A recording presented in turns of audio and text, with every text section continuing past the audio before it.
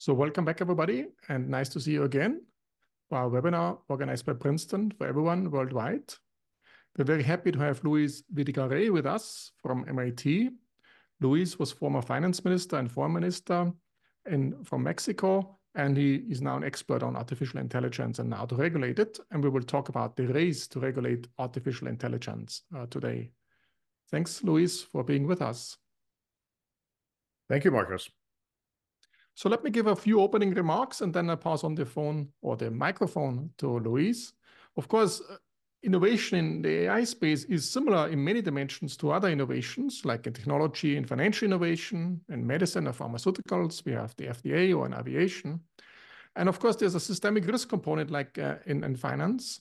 So larger the AI will penetrate the economy, the more systemic it will become. Of course, there's on top of it, there's a singularity problem or singularity challenge, which might also lead to existential risk. And what's different about artificial intelligence is that it's self-perpetuating. So at some point, it might grow on its own without our intervention anymore. Another challenge is that, we don't really understand how things are done. It's a black box, so the lack of explainability. And the question is this really different? Of course, when electricity was introduced, we didn't really understand fully electricity either. So there are many other innovations where we don't understand fully initially and only later on what's going on. Of course, I guess it's a bigger challenge for artificial intelligence. So the different approaches how to regulate artificial intelligence is a broad principles approach, or it can be very detail-oriented. And you also have to be, I guess, more flexible because we don't know how the innovation will play out. You can regulate at the product level, or you can regulate at the method level. And the different ways you can intervene, one is to slow down the innovation through a moratorium, say, the next 2 years, we cannot make any innovation in artificial intelligence. And there was actually a letter sent out and signed by many scientists to slow down and not to have innovations for some number of years. There's a sandbox approach in regulation where I have some little space where we experiment with new innovations, and then only after we know better what's the outcome is, we allow for it. An FDA approval, you can think of this way as well. There's some explainability laws where you have to be able to explain what you do. And there's certain directions you can push the innovation through regulation. You can make it pro-worker, labor augmented, like Acemoglu. Daron Acemoglu is pushing for, but it can also make it pro-safety or pro-freedom and many other dimensions. There's a connection between artificial intelligence, innovation, and resilience, and that's some work I do with Daniel Chen. So resilience is about how a system reacts after a shock, but it can also be a transition phase. It can be a shift instead of a shock. So you shift in a different regime, and the question is how quickly will this shift occur? What's the speed of innovation?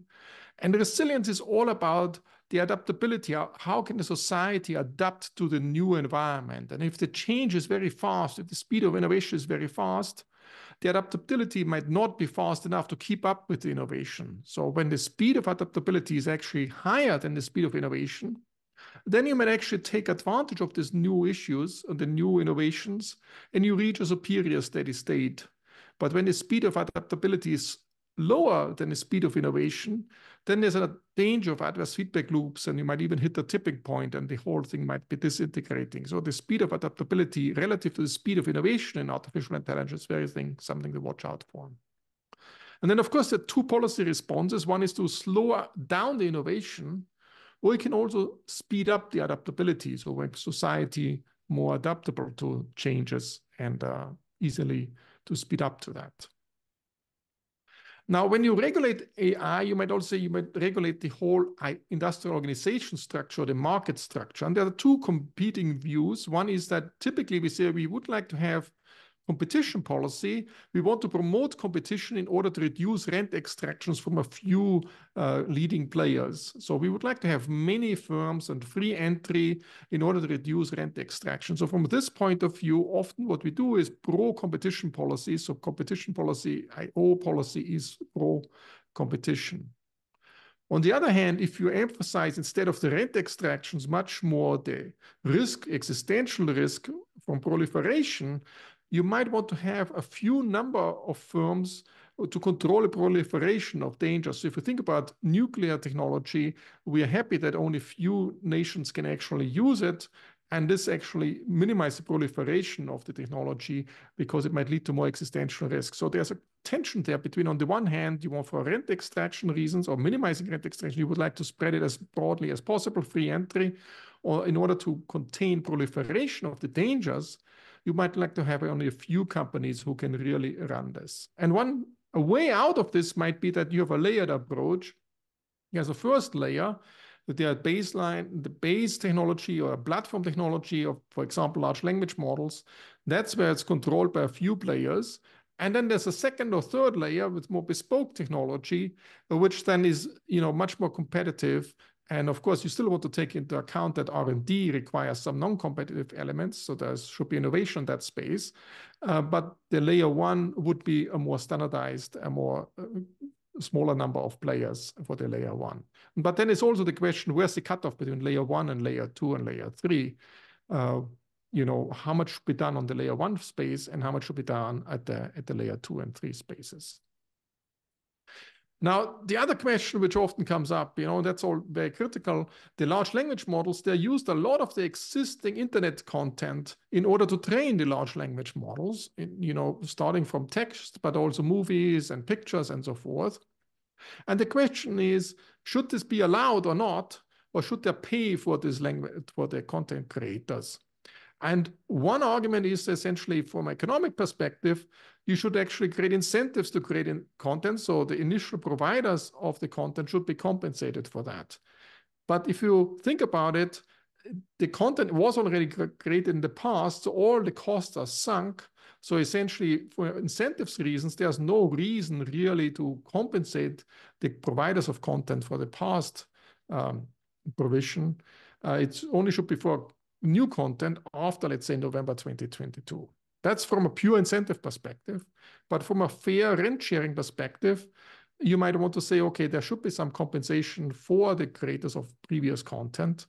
And that, otherwise it leads, to a lot of industry concentration. And of course, for these large language models, you need billions of dollars of initial investments to create this. But if they have to pay for the content, it might be even more expensive, so the entry might be even more difficult.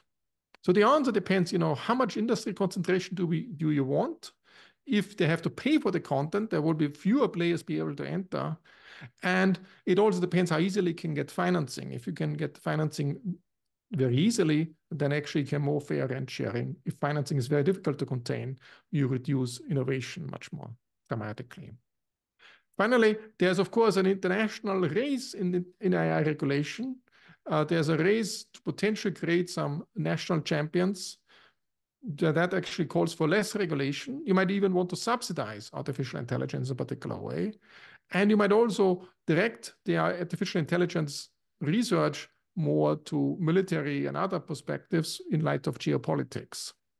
And then the question is, what are the international bodies which are best to handle the international coordination of this regulation? Is it something like the Financial Stability Board, like the Bank of International Settlement has for the financial space? Or do we need some international ethics boards? To what extent do our values agree?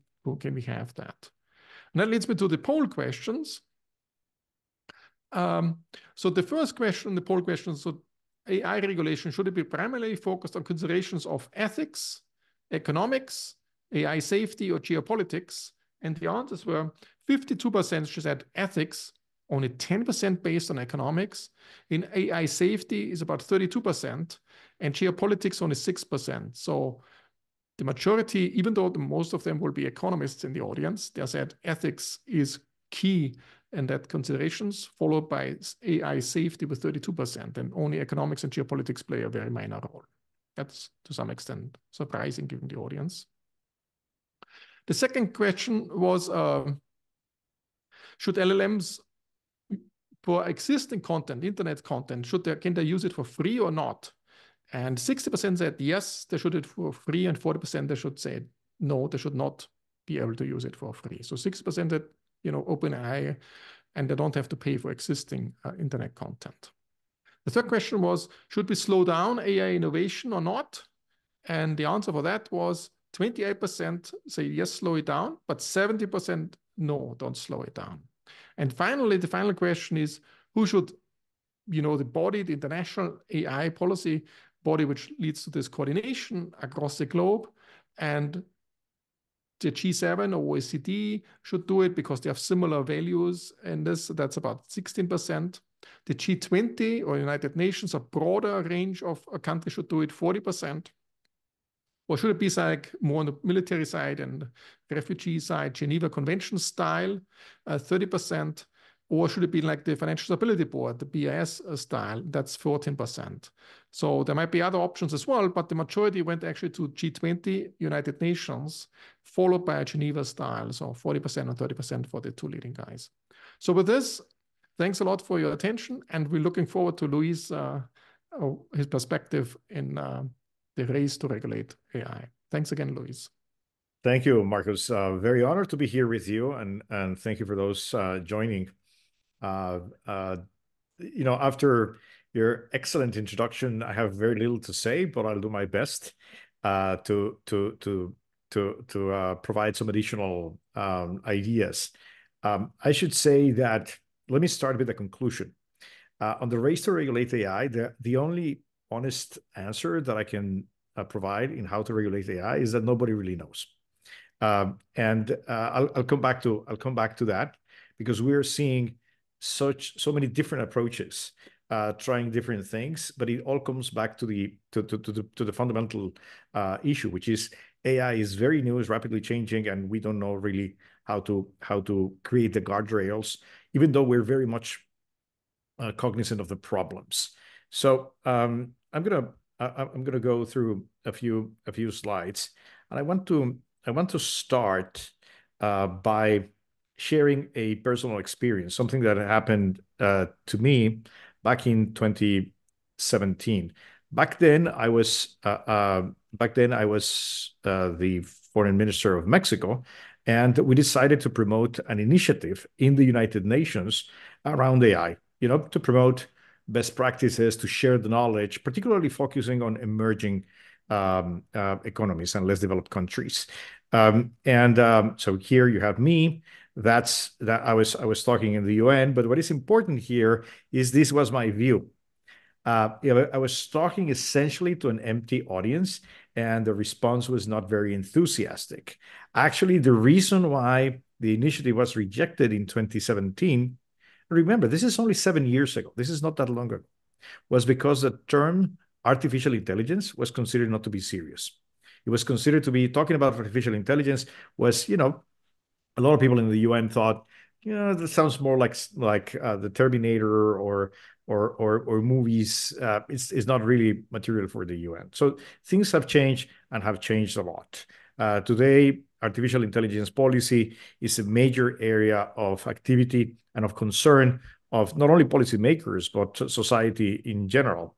So when we say artificial intelligence policy, what is it? Well, there is no consensus available, but we pretty much have a notion. We share, people who discuss these issues.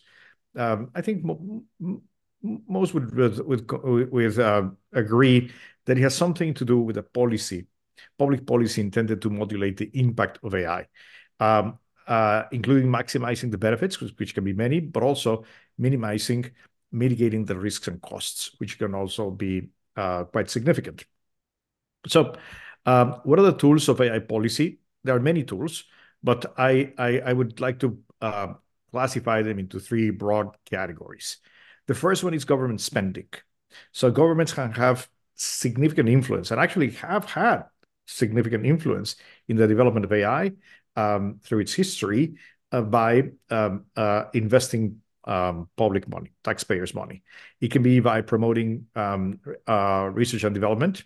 This let's not forget that most breakthroughs in AI, until say about 12 years ago, were happening in research institutions, essentially with government money provided. Of course, education is the role of public spending is crucial, but also creating the infrastructure, not only connectivity, but power to enable the data centers is important. Incentives like subsidies and tax breaks. We see in America the CHIPS Act today subsidizing microprocessors for AI, for example. And of course, the governments can play a role as venture capitalists. This is something that doesn't happen a lot in the United States, but it's quite common in other jurisdictions, for example, in China. The second bucket is the use of AI in government. And some people forget how large governments are and how influential can the adoption of particular tools of technology in government can be. So the use of AI to improve, hopefully, the delivery of public services, to aid decision-making in government, and even the military use of AI, this can be very consequential in setting the path forward. So that's the second lever or second set of levers that the government can have. And of course, you have laws and regulations coupled with international agreements and treaties. So the rest of the conversation, I'm going to be talking more about laws and regulations and a little bit about international agreements and treaties. Do you think that, for AI innovations are very different compared to other innovations, where the government is also providing some subsidies and all this? Or are there specific elements concerning AI? I think one of the key elements is that AI can be very, very transformative in government. AI can really change the workflow of how governments do many, many things, from tax collection to permitting to licenses to benefit distribution. So the workings of government can change, and that's different from other technologies. But it's not the first time that happens. I think the biggest challenge is, as you mentioned in your introduction, Markus, there's the deployment of AI is happening through a layered supply chain globally. And what you call layer one, which are the base models or foundation models, that's becoming extremely capital intensive. And so you see, for example, universities have a hard time playing in that field. And it's only very large technology corporations and probably governments, the only players that can be there. So I think there's an interesting role here because of the very specific production function of AI, if we call it like that where you have very high fixed costs and what appear to be so far economies of scale. So at particular that layer, and that calls probably from a different type of intervention than you would normally see in more conventional technology. So let's go now to the four camps of debate on AI policy, and this is the exact four camps that were in your in the first question in the poll. But let me just make some reflection out of these. First, this is just a summarization because we can slice and aggregate the different concerns. But the first thing that we should keep in mind is that AI presents many problems, not just one. And it's natural for some people to be concerned, or some countries to be more concerned about particular problems. But the reality is that we have a multi-objective problem. AI policy is always dealing with more than one objective, in fact, many objectives. There are the other thing to keep in mind is that these objectives are not necessarily independent or orthogonal. There are some trade-offs involved. Even within the AI ethics camp, which is the older camp that started when I joined MIT back in 2019, a lot of AI policy was the majority of AI policy was concerning what today we call AI ethics. And even within AI ethics, you can see some trade-offs and some tensions or dilemmas between objectives. For example, one of the better known techniques for privacy protection, which is differential privacy, can create exacerbate problems in biases and discrimination.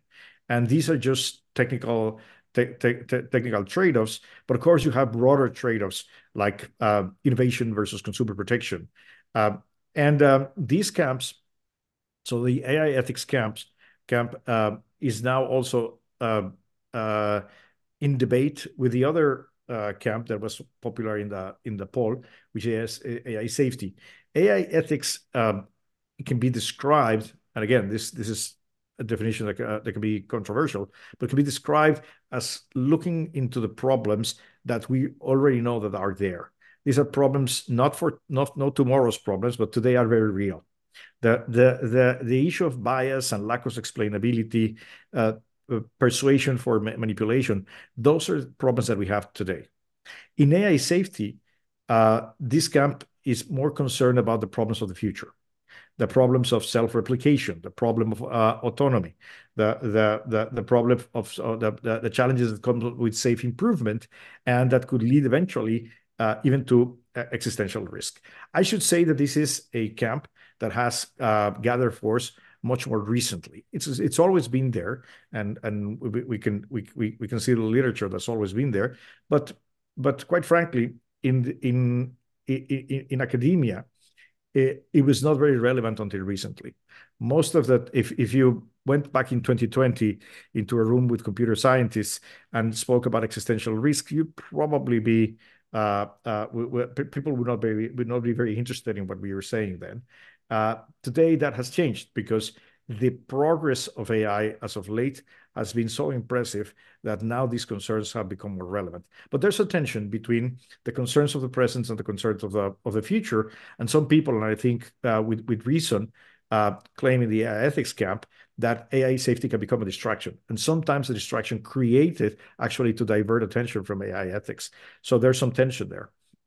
Of course, from an economist perspective, and I am an economist, there are many critical issues that are top of mind. Of course, jobs is the most important one, but it's not the only one. Inequality, concentration, as you mentioned, Markus, in your introduction, and even financial stability. For example, if you are, this is something that Gary Gensler now at the SEC has talked at length about. If you have one or just very few base models feeding off the application layers in the financial system, you might be creating monocultures and points of failure that are not detectable or not known. So there are many interesting questions, not only around jobs, but also in other concerns in economics. And of course, you have geopolitics. And there's clearly an awareness that AI will be very, very important into geopolitical presence and leadership, and it's become, in the eyes of many, a race. A few years back, maybe 3 years ago, 4 years ago, the consensus view was that there are two superpowers, the US and China, going head to head. I think more recently, it's clear that the US is more in the lead because of the development of generative AI, and most of the developments have happened so far in the US. Not all of them, but the majority of them have happened in the US. And you see a lot of policy already trying to slow down the progress in competing countries, particularly in China. In the US-China relationship, we see things like the restrictions on the export of semiconductors, for example, that are or the tooling for making the advanced semiconductors that actually are enforced now. And we now see much less communication between Chinese academia and US academia. But the geopolitics of AI is not only about US-China. You can think of it also as the divide between the makers of AI and the takers of AI. And most of developing countries are essentially takers, particularly the foundation layer or the base layer. So there's a very important dynamic, and perhaps it's not necessarily the most talked about. But the reality is that most of the world is in a taker position, not a maker position around AI, and that creates tensions, of course. The first step towards creating AI policy were national strategies, started in 2017. Canada was the first country to have a national strategy. The US was only until 2019. By now, at least 50 countries have AI strategies.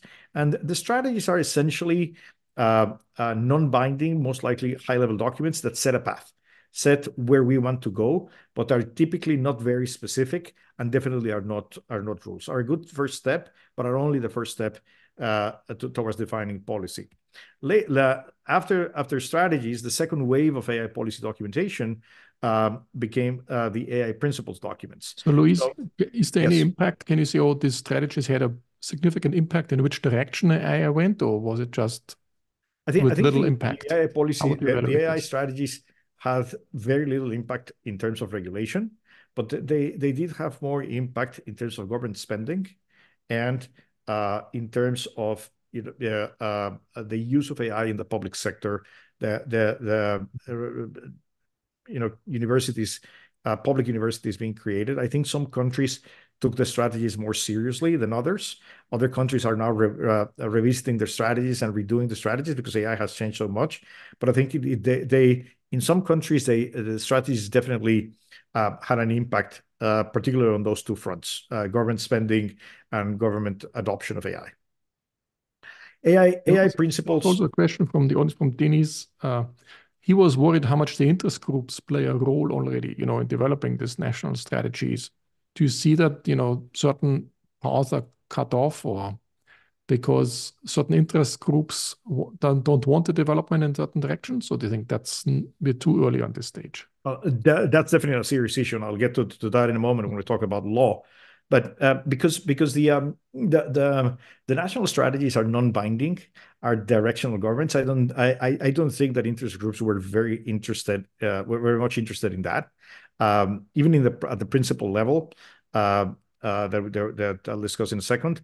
But definitely in the law, when and we'll talk for example about the European AI Act. You see interest groups very active, but I don't think that AI strategies were influenced by interest groups. We'll talk about laws in a minute. AI principles, essentially, what they are is agreeing on attributes. You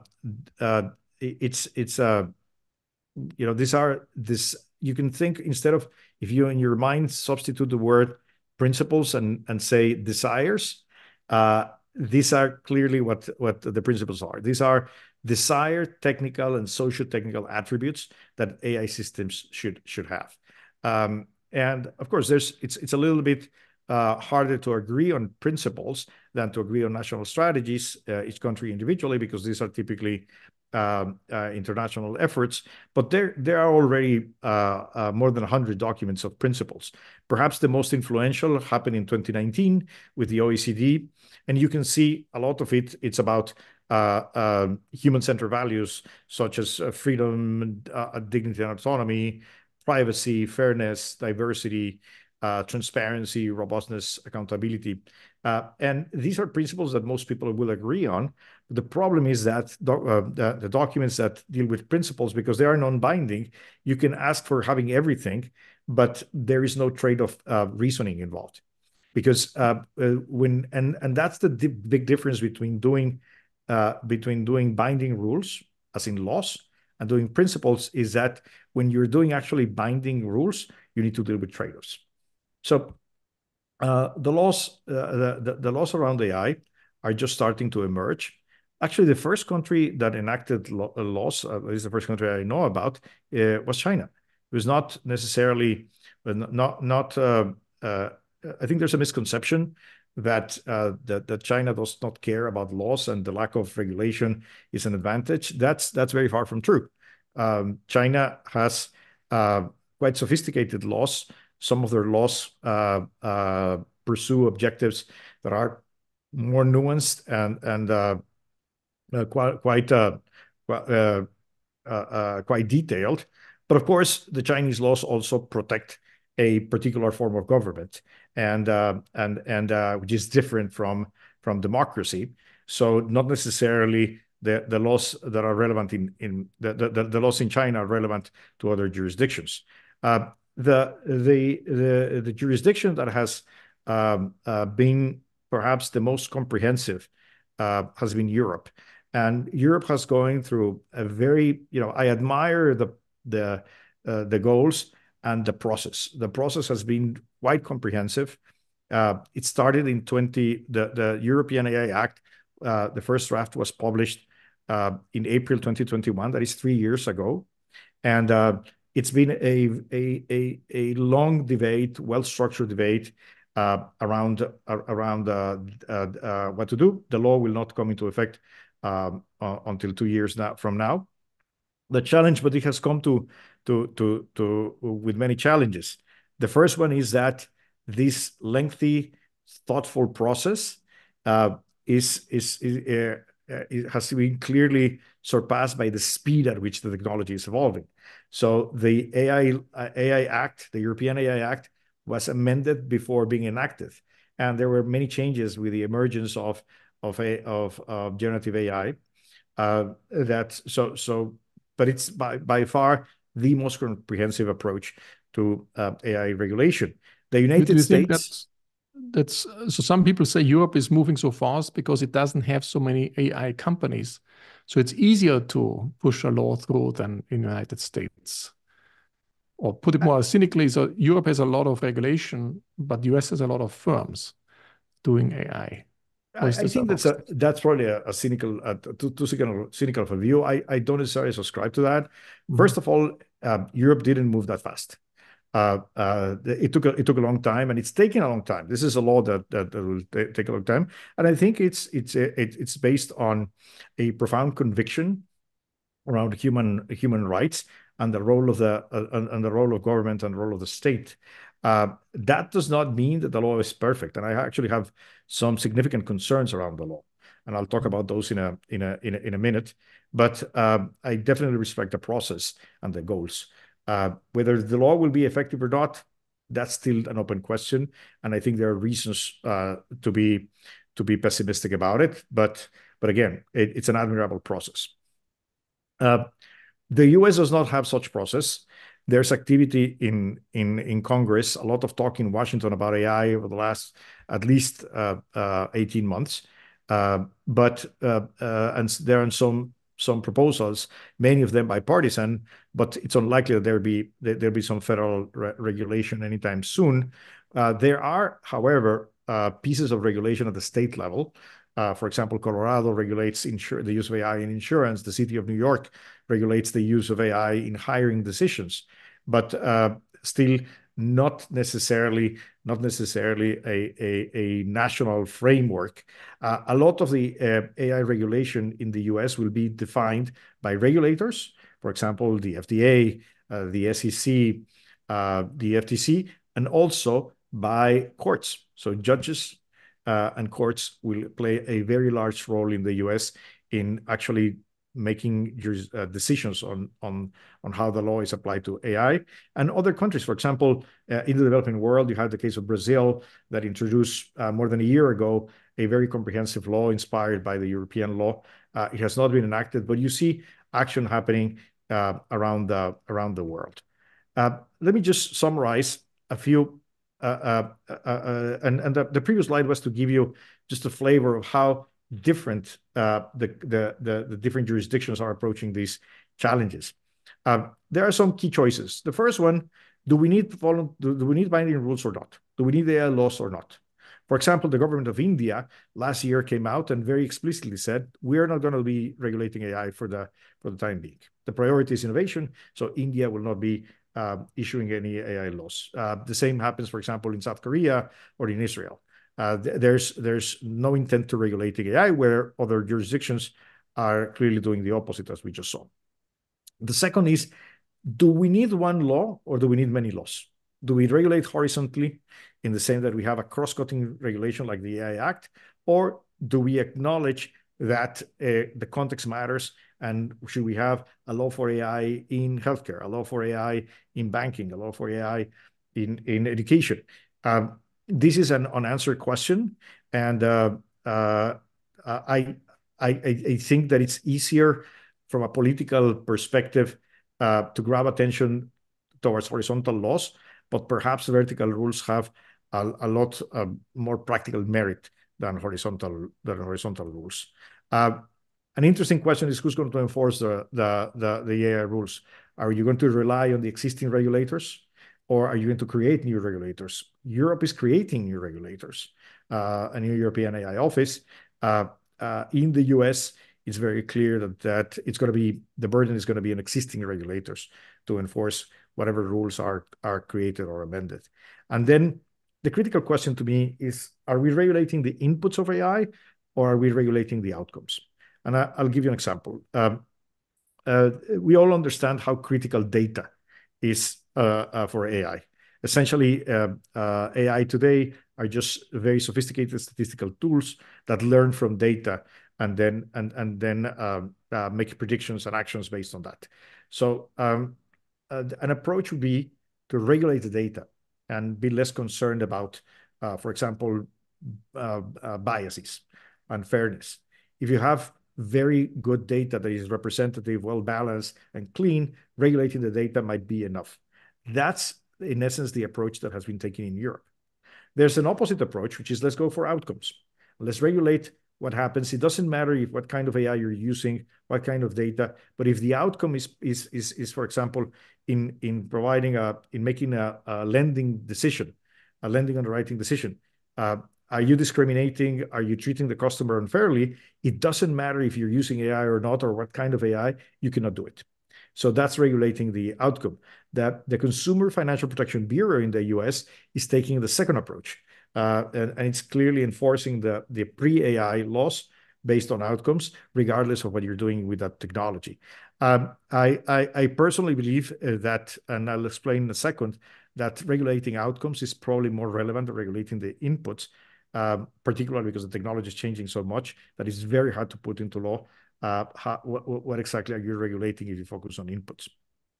Is it also connected with the black box or the explainability issue, that you don't know how the inputs translate into outcomes because it's a black box? That is true. I think that's part of the reasons, and sometimes the outcome that you want to regulate is actually the explainability. Going back to the example of a loan, in many countries, including in the US, the consumer that faces an adverse decision from a bank has the right to know why. And if the bank is using an AI tool that is a black box and cannot explain why, and the only answer is, well, the algorithm is saying so, what the US authority have made clear to banks is that is not acceptable, because we care about the outcome. We don't care necessarily about what you're doing behind it. So yes, definitely this is part of the issue. So let me just finalize with I told you in the beginning, there is no clear answer on how to regulate AI, and countries are trying very different approaches, from no regulation to comprehensive horizontal regulation to regulation in pieces, or to rely on the courts and the existing regulatory bodies. So why is it so hard to regulate AI? We've already discussed a few of the main ideas already, but the first one is very fast innovation. It's we can point to 2012 with the appearance of AlexNet as the moment when people realize that neural networks are for real and have a lot of potential. And since then, the acceleration of progress has been unprecedented. And even in the last, even from 2022, November 22, when ChatGPT was released, and kind of the world acknowledged that AI is very real, the progress since then has been substantial already. It's very hard to keep up, and the public sector and the lawmaking process is not designed to be fast, and it should not be fast. We don't want laws to be created in a hurry, but there's a very critical mismatch between the pace at which innovation is going, and it's accelerating, and the ability of the public sector to catch up. This is the first challenge. The second challenge we already mentioned, there are many objectives around AI policy, and these objectives are not independent. There's no orthogonality in AI policy. The canonical, I put on the screen the canonical technology policy example, which is consumer protection through regulation versus innovation. And what we are seeing in the world is that countries are responding very differently to this challenge. But it's not, as opposed to just laying out the principles or the desired attributes of AI policy, actually doing regulation and laws, you need to deal with the policy dilemmas, and there are no straightforward answers to that. Then something that you mentioned already, Markus, in your introduction, AI today is built in a layered way. It's an AI supply chain. But what I want to bring to the attention is that this supply chain is absolutely global. So if you are, for example, the government of Costa Rica, and you're trying to regulate the use of AI in Costa Rica, you are dealing probably with a Costa Rica developer that is building on top, perhaps, of an LLM or a base model that is in the US and that is using data from Europe, that is probably using tools that were developed in Asia or in other countries. And this is happening in real time. So the jurisdictional authority of countries is challenged when you're dealing with a product that is not really happening under the authority of the company, of the country. And particularly for the emerging world, this is a challenge. And I see a lot of countries trying to go the route of data sovereignty and compute sovereignty, but it's not clear that that's an efficient way to do it when you have so pervasive economies of scale and network effects. I think that countries, particularly in the emerging world, are a little bit behind on catching up to this challenge, which has to do a lot with demanding guarantees, setting up clear liability rules from the companies that are deploying directly or indirectly their products into their jurisdictions. So this is, but it's very hard to regulate locally a product that is not only produced globally, but it's actually performing globally. The inference is happening beyond the borders of most countries. So can I ask yes. related to, given that, do you think that smaller emerging market economies have a much bigger interest that there will be a global regulation, a global framework on that? And the big countries, what you call the AI makers, have less of an incentive to regulate at the global scale, and the takers, they push for a global approach. Do you see this in the international policy world, or? Definitely yes, but let me reflect on something. Okay. For AI purposes, most countries are small. The majority of countries are small for AI purposes. So I think the majority of the world would clearly benefit from AI, from global AI regulation, but it's very difficult to get it done. And an example is on lethal autonomous weapon systems. The Geneva Convention on Conventional Weapons started the talks in 2018, and the goal was to have something done by the end of 2019. It still hasn't happened. It's very difficult, even within a single domain, to get into an international agreement.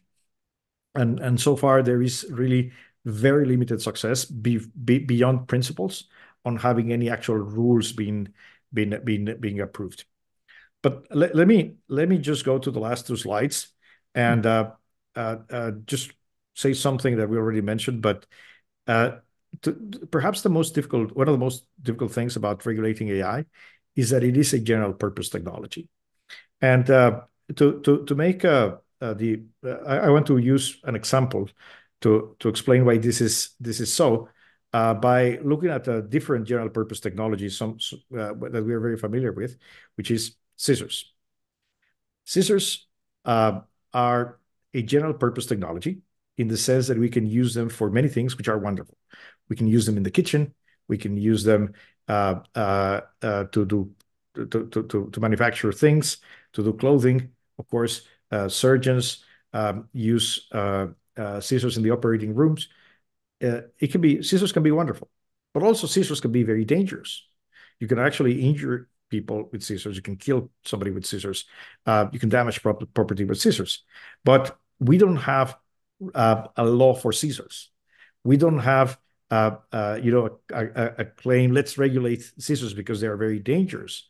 We don't do that. What we do is we regulate liability. We have criminal laws against murder. We have liability rules in medical practice. So we regulate typically in general purpose technology. What you do is you regulate the outcome. It's very hard to imagine. It's very hard to imagine exactly what you're trying to do, to figure out what are the many future uses of a technology. And of course, the example of scissors is useful the analogy with scissors is useful until a certain point, because AI is a much more complex technology than scissors, and you have many different types of AI, many different types of models. But the core of the problem remains. It's a general purpose technology, and trying to envision all the many uses and the different ways in which it can go wrong, it's very, very difficult. And finally, let me, you mentioned electricity, and I want to make this point based on the story of the battery. The man you see in the screen is Alessandro Volta, the Italian inventor of the battery, the pila. The battery, Alessandro Volta invented the battery in 1800, and it's very interesting that we only understood how batteries worked 60 years later, when the emergence of the Maxwell equations. In fact, it happened that the explanations that Mr. Volta published about why his invention worked were completely wrong. And now we know that. It happens all the time that human inventions are not properly understood in the beginning. And this is definitely the case with AI today. And this is the reason why many of the brightest minds in computer science, particularly in academic computer science, are devoting their time to try to understand the properties and the behaviors of these new, very large, very complex systems. And there are properties that we don't fully understand. We don't fully understand why these systems behave in a certain way and why they do the things that they do. And it's very hard then to envision what the systems of the future, of the near future, of the next year, maybe by the end of the year, if GPT-5 comes before the end of the year, as expected, it's very hard to envision exactly how it will work. And not even the makers of the system know exactly why it works the way it works. Therefore, when you don't understand the workings of a product, it's very hard to regulate that product. And to try to regulate it from the inside, regulate the input approach becomes very, very, very, very challenging. So this is the end of the talk, Markus. We'd like to take a few questions. Yeah, so thanks a lot, Luis. So one is the analogy with the scissors, but the scissors, I know what the scissors can do. I mean, you alluded to that, but AI, I don't even know the possibilities of AI at this. It makes it even more challenging, I assume. No? Absolutely. The scissors point was only to make using a simple example to illustrate a general purpose technology, but AI is much more than that. AI, it's a new technology, it's rapidly changing, and we don't fully understand exactly why it works the way it does. The other question I have, you highlighted very nicely that different parts of the world react in terms of regulation very differently. But isn't this a good thing that, different countries try different things and experiment in different forms of regulation, and then we figure out which one works the best, and then we adopt the best? Isn't this what, rational approach would mean? That we don't, it's actually good that we don't all do the same thing and make the same mistake. I 100% agree. I 100% agree with that. It also shows, and this should be humbling to humanity as a whole, that we don't know exactly how to do it. But the fact that we are trying different approaches in different places can bring a lot of learning. Hopefully, we have the ability to adapt once we see what works and doesn't work, instead of doubling down on an approach, because that can happen as well. But we're going to be able to learn a lot from the heterogeneity in the approach. And then I want to ask you something. In many countries, we're overburdened by bureaucracy from the public sector imposing on the private sector. And do you think artificial intelligence is a way to manage bureaucracy much more efficiently and reduce the burden of bureaucracy in a sense? Is this a way to resolve the bureaucracy problem? Because a lot of regulations can be handled more efficiently or handled by artificial intelligence in a sense. Actually, I'm very optimistic about the use of AI in government because of that issue. And I'm familiar with a case that I'm close to, which is the issue of government permitting for construction. This is an issue that every government in the world has. Construction permitting, nobody likes it. It takes a long time. There's a lot of pieces to review, and the opportunity to have AI to automate and make that quicker and more transparent and less vulnerable to to corruption is a huge win for not only for the government itself, but for society in general. So I think that it's very challenging to actually change the workflows in government. It will take a lot of investment, and some governments willing to be experimental. It's not going to happen overnight, but it's very, very promising. And you can think the same around, for example, taxation or benefits distribution. There are so many areas in which, or just getting a driver's license. There are so many areas where AI, the technology that we have today, can be deployed into making those processes faster, more predictable. And I think we're going to see that. We're going to see that very soon. Again, it's not going to happen immediately because it takes a lot of effort and investment to do that, but it's going to happen.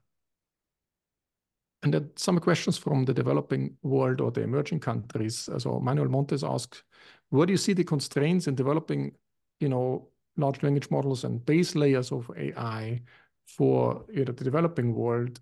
And a related question to that is, do the developing countries really need the developing AI's regulation on their own? So is there particular things, for instance, what would a country like Lesotho benefit from expanding resources for AI regulation? Should they just let it play out and then adopt it later on, the good things, or should they be engaged in the debate? Both are brilliant questions. The base layer, there's a little bit of a debate of what kind of development will prevail.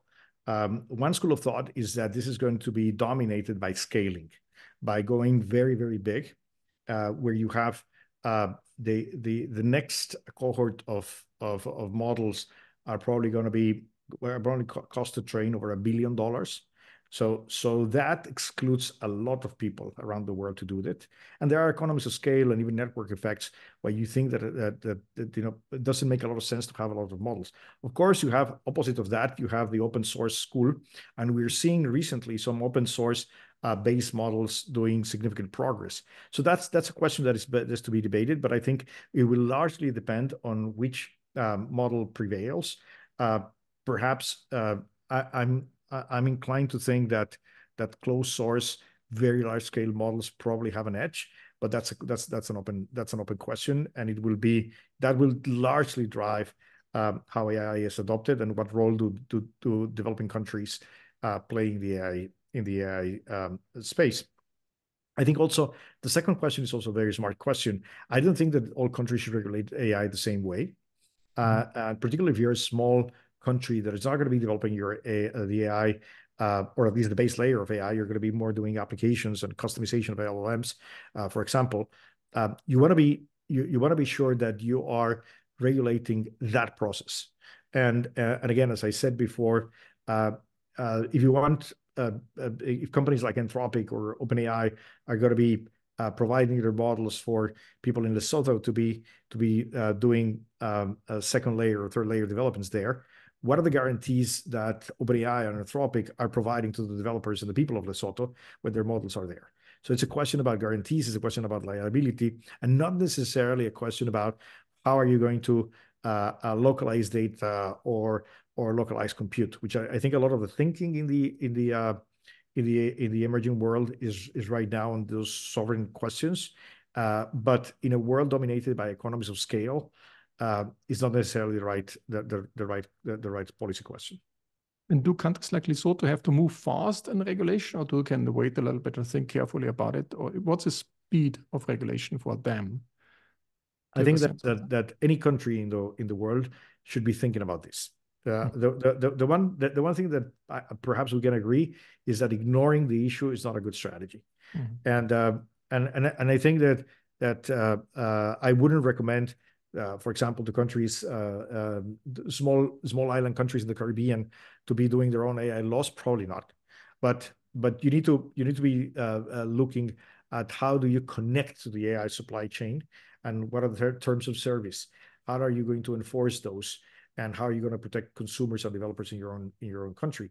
So I think that every country needs to have its own thinking, and to address the problem, but acknowledging that context matters. And it's very different to regulate AI in the US that is to regulate it, say, in St. Lucia in the Caribbean. Can I come back to the closed source versus open source schools? One argument for closed source is that, open source, they don't correct for biases, so discriminatory biases and all that. And if you do open source, essentially, they might just discriminate. Do you see this concern as well? Or, of course, there are a lot of arguments in favor of open source, but there's also, and closed source, essentially, they impose certain social norms on the large language models, which, they decide, the leaders of like OpenAI is deciding what social norms are imposed on these models. Yeah, definitely the underlying model determines a lot of things, but you can also, particularly on things like biases and social norms, there's a lot of adjustment and fine tuning that can be done in the second layer or third layer.